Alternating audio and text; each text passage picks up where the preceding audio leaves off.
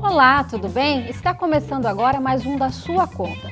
No programa de hoje nós vamos falar sobre o Plano Real, que no último dia 28 de fevereiro completou 20 anos de existência.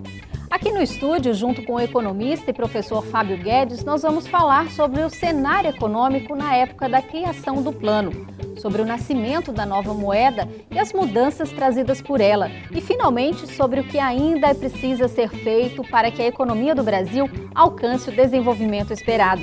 O da sua conta desta semana está começando agora. Há 20 anos, durante a gestão do então presidente Itamar Franco, foi implantada no Brasil a Unidade Real de Valor, URV. O primeiro passo do que viria a ser o Plano Real, que entrou em vigor em julho de 1994. A URV não era uma moeda, era um índice calculado diariamente pelo Banco Central e que oscilava como o dólar. Servia para reajustar preços e salários para que os dois caminhassem no mesmo ritmo. Na época, a inflação no Brasil estava em mais de 5.500% ao ano. A ideia era que, após alguns meses, a URV servisse como referência de preços para a população e se tornasse moeda, o real.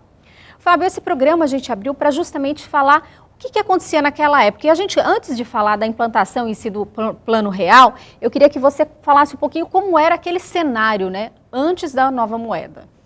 Bem, Maria, o cenário ele não era muito favorável à economia. Nós já tínhamos passado por vários planos econômicos e desde os anos 80, mais especificamente a partir de 85, todos os planos, como o Plano Verão, Plano Brescia, Plano Cruzado, né, todos eles fracassaram.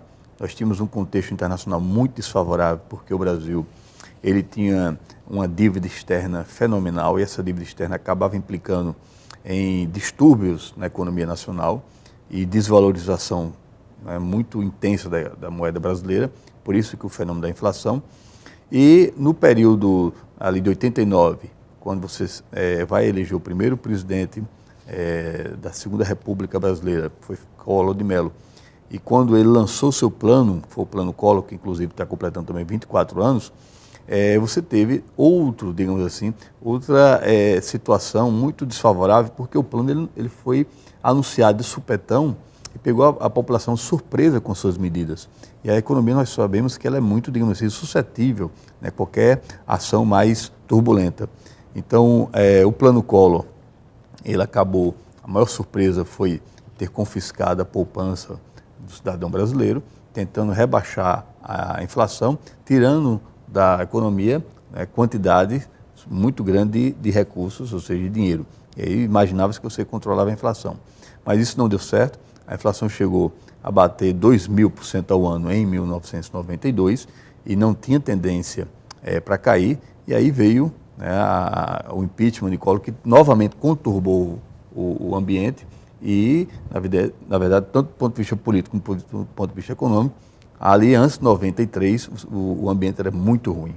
Agora, Fábio, nem todo mundo, né, presenciou, né, viu como foi essa transição, né? Hoje a gente foram 20 anos, né, e o quê? Basicamente, 1/3 da população pode vivenciar esse período? Veja só, nós temos hoje, por exemplo, aqueles que têm até 30 anos de idade, são mais ou menos 100 milhões de pessoas.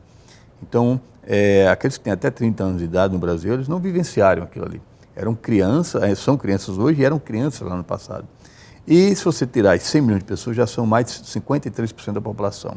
Os outras 47% da população, 1/3 dessa população, né, estava saindo ali do momento infantil para a juventude. Também não tinha capacidade ainda de entender o que estava acontecendo. Então, menos de 1/3, digamos, realmente vivenciou aquilo ali.